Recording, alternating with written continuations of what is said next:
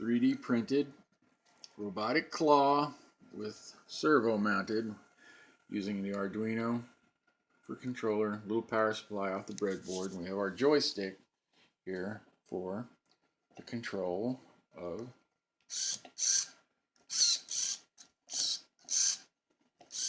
robotic claw.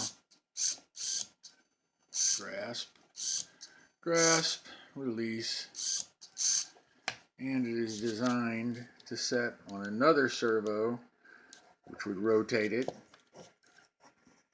back and forth like this. So maybe we can create one of those machines that the claw drops and picks up the teddy bear.